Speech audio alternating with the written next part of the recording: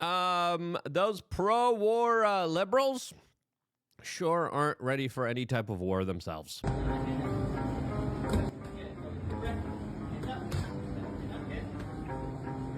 What am I watching here? All of this as the real war in Ukraine is escalating to grave proportions as we have some very big statements and moves being made by the United States against Ukraine that will absolutely shift the tide of this conflict that are unfolding and happening right now as everyone is warning about the inevitable potential large conflict between NATO and Russia, which already exists in a certain way. But we're seeing new forms of warfare where scissors now are the best kind of defensive tools against these type of fiber optic robotic drones that, of course, take no prisoners and cannot be stopped with the latest technological advancements. What's really going on here? We're going to be discussing that.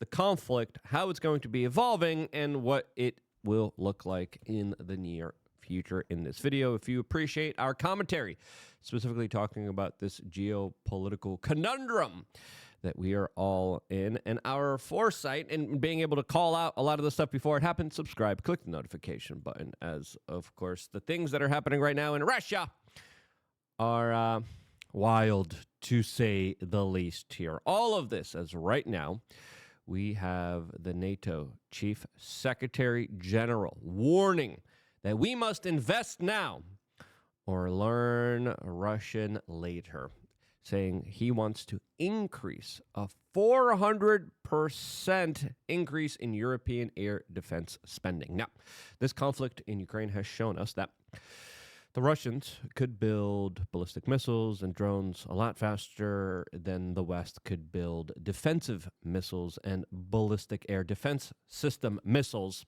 which clearly has been the biggest game changer. You add that to the fact of the latest move that the United States just made against Ukraine, and it looks like the Ukrainians are in deep trouble. And this is why the NATO secretary and a lot of European governments have been urging, the United States has been urging Europe and NATO, saying, hey, you guys need to spend more on your defense here. You're making us spend all the money here, and then you're essentially having socialism for the new citizens that you are bringing in through NGOs and financing their lifestyles in your countries that are replacing the local populations there. Population levels in Europe down dramatically. So they're just saying, we're just importing new people. Yeah, totally fine. We'll pay for them to come on in. We'll give them free food and free housing. And the United States is saying, you're not spending almost anything on defense here, and you're going to need it. And the NATO chief is reiterating those sentiments that were said a few years ago by Donald Trump. And now it looks like they are taking it seriously here. As the NATO secretary is saying, European allies must make a quantum leap in military spending to deter Russia. As he is saying, we need a 400% increase in the continent's air and missile defense budget. Quote, the fact is, we need a quantum leap in our collective defense, Root said before an audience on the London-based think tank in Chatham House. The fact is, we must have more focus on capabilities to implement our defense plans in full. The fact is, danger is still not to disappear even when the war in Ukraine ends. A little broken English there. The comment came days after he stated provocatively that Europe must invest heavily in defense now, or, quote, learn Russian later. Yeah. A little bit of a hyperbolic statement there. A statement that the military-industrial complex probably was cheering for and very happy about, as there have been a lot of major escalations in this particular conflict, especially by the Europeans, especially by NATO, especially with their kind of progress towards the Russian border, which the Russians have said is a clear red line. Yesterday, the Russians said, hey, a part of the truce deal now that we want is we want NATO troops away from our border, especially in the Baltic states. Will NATO listen? No, they won't. And this escalation, this full frontal kind of conflict is going to happen. It's just inevitable at this point. And we've been saying that for the past 10 years. As Canada just announced that they're committing $60 billion in defense spending to meet NATO's 2% demand of GDP targets. Poland, I think, is one of the few countries that actually has met and overspent their GDP demands there, as the Polish government now is training all males to be ready for a type of position in case of a national military emergency. Now, will NATO, will the Europeans actually say, yeah, you know what, now's the time to cut back on socialism and get rid of the welfare state and create the warfare state? Will they actually do that? No. They're a bunch of liberal leftists that, of course, love their welfare. They love their new population of diverse people coming in and raising the crime statistics for some reason, to the point where now even criticism or mention of this leads you in jail in many countries in Europe for even bringing up the fact that there's a correlation with new migrants and crime. You say that, oh, jail, right away. Thought crime. And the German Gestapo police confiscate your phones and then brag about it and laugh about it on national television like they did previously beforehand a few weeks ago. Now, we had a German intelligence boss coming out yesterday. We talked about this, talking about how Russia is planning on sending in troops, planning on attacking NATO. This is an article from The Guardian here saying Russia could be ready to attack NATO within 5 years, says Secretary General. Now, will that happen? Listen, these type of retaliations, these type of tit-for-tat type of attacks here don't happen in a vacuum, don't happen by themselves, okay? There's certain actions that lead up towards certain situations. This war in Ukraine, we've been talking about ever since 2012, 2013, 2014. We've been saying, hey, look at what's happening here with the Maidan revolution. This is going to be something that's going to create a conflict. And the first bullets, the first bombs started flying all the way back in 2014, nearly 10 years ago. And we were calling it out, saying this is going to lead to a war, and that's exactly what we are seeing ourselves in. Now we are seeing that this is going to, of course, expand and grow. And there's no other explanation to what else is going to be happening here. We'll tell you why. Before we do, we wanted to tell you about wearechange.shop. I really like my shop. I have a lot of great products. I have a lot of great things available to you that I personally use, I personally test, that I personally give my mom. I gave my mom some creatine, and creatine is just amazing. I've been using it every single day. It's great for your mind. My mind just seems to be just, as you can see, we're producing not just like a video a day. It used to be one well-researched video a day. Now it's like 4 or 5. And I think creatine has made the biggest difference in my life. You factor that in with working out. Women that are getting older, creatine, absolutely critically important. The things that it does to your brain. I was just speaking to MMA fighter, and I'm like, are you using creatine? I'm like, no. I'm like, what are you doing? There's studies specifically highlighting how creatine actually prevents brain damage during hand-to-hand combat. There was studies done with fighters that took creatine and fighters that didn't take creatine. Guess what? The fighters that did take creatine were able to prevent a huge, significant amount of brain damage. You get brain damage from not getting enough sleep. You get brain damage from being on a jet ski too much, okay? So, listen, a lot of us are brain damaged. You can see that by Western society. Creatine is something that is really good for your cognitive function, for your memory, and I love it because it's a great addition to my gym routine, but also more importantly, it is a great addition to help me and my cognitive functions be at its best. I really like this stuff. I think you will too. Get it while supplies last on wearechange.shop. Do your own homework, do your own research before taking anything. There's a lot of misconceptions about creatine. They're like, oh, it's going to make you bald. Oh, it's going to be gut disruptors. None of that with me. Look at that. I got more hair than ever. I don't know how I'm doing it, but I'm doing it. And creatine, the biggest game changer, the best kind of supplement that I can recommend, especially women that are aging. Man, this stuff is powerful. This stuff is great. You get a 2-month supply for $53, and this is the pure stuff. A lot of other companies, you go on like Amazon, a lot of like bootleg stuff, they just put it with fillers. This is 99.99% pure. We have to say that because we can't say 100%. 99.999% pure because there's always something when it comes to the factory that was in there. But listen, this is some of the best stuff imported, made from the best source. No fillers, no nonsense, just straight up cognitive function that will be increased through creatine. Creatine, so important. Not a lot of people have adequate levels. Check it out. Do your own homework. Do your own research before putting anything into your body. And that might be needed with just how crazy the situation is unfolding. I want to make sure that I'm ready for anything and everything. You should have, especially if you're in Florida, a whole bunch of emergency supplies. But the best thing you could do to be ready for any kind of turbulence is to make sure that your body and mind are working optimally.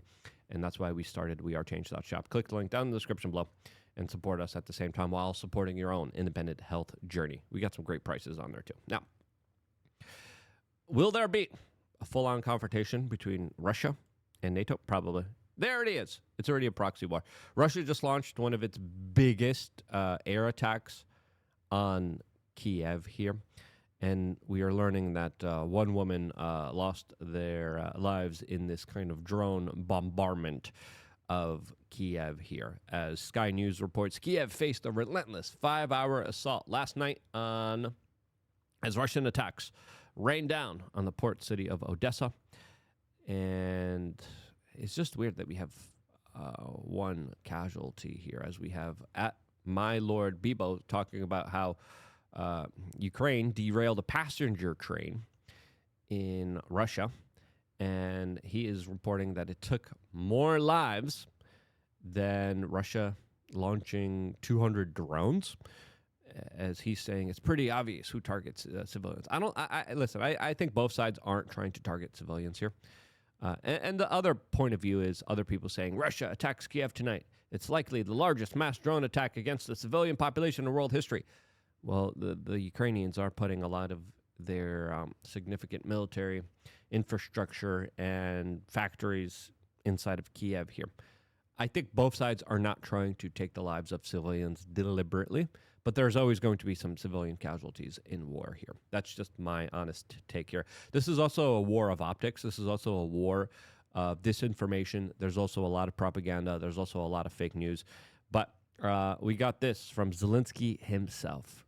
This is a few days ago, talking about how the U.S. is diverting 20,000 missiles promised to Ukraine, and they're going to the Middle East. As Zelensky says, we counted on them to defend against Russian attacks. Let's be honest with ourselves here. The NATO, Lockheed Martin, Patriot missile defense systems aren't being built fast enough.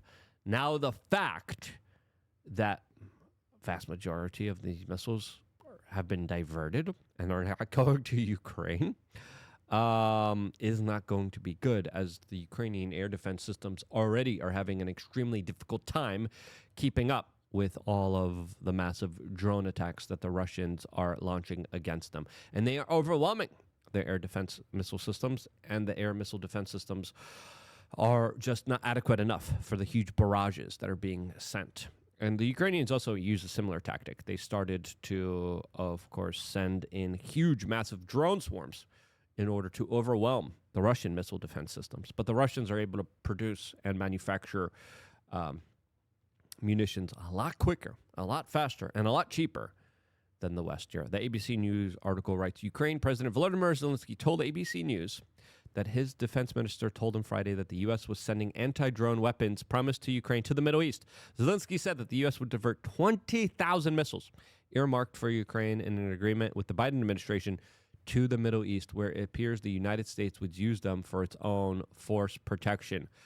And they might be doing that because Israel might still try to attack Iran. And if that happens, the United States will, of course, be protecting their military installations and protecting Israel.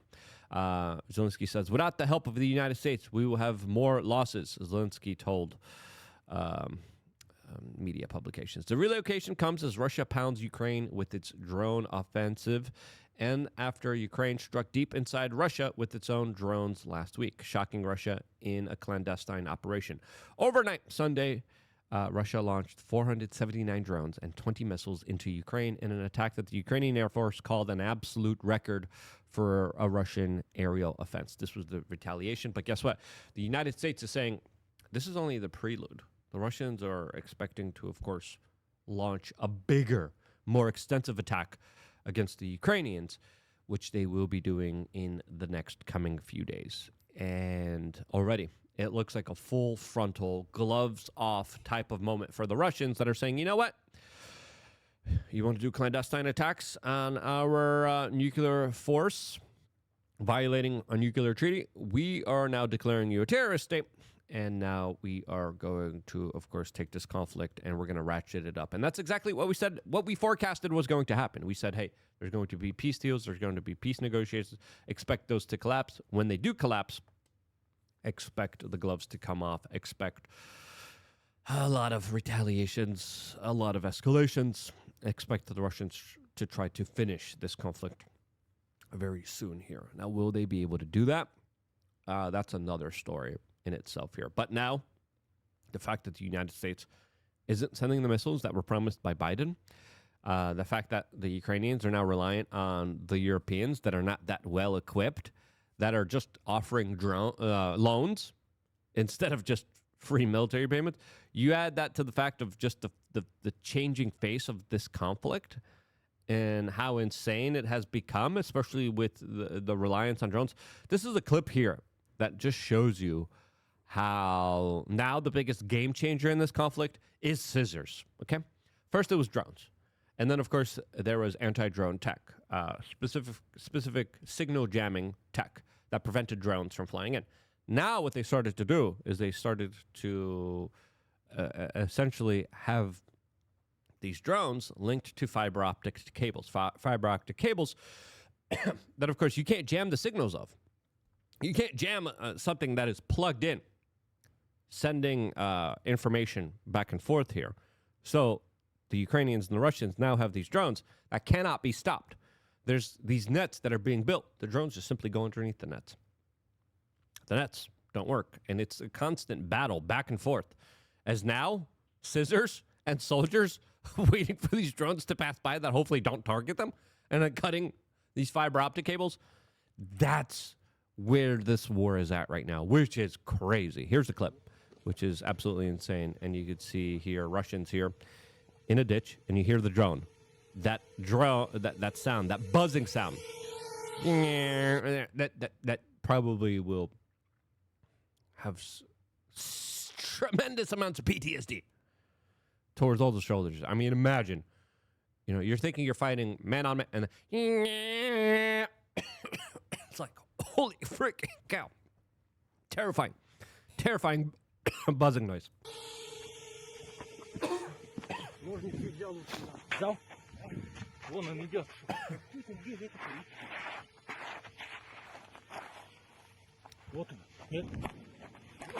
You got to find that cable. That cable, thin. That cable's almost transparent. Oh, got the cable. Boom.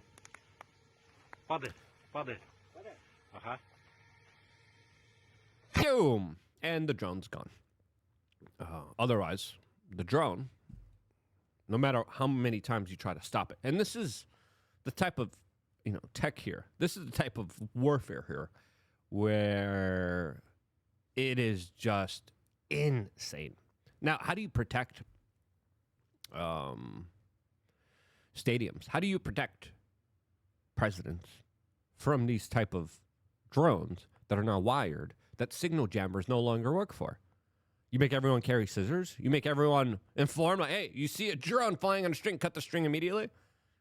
Again, wild situation with huge implications for our security here. As the Russians now, with their offensive, probably will try to seize more and more Ukrainian territory.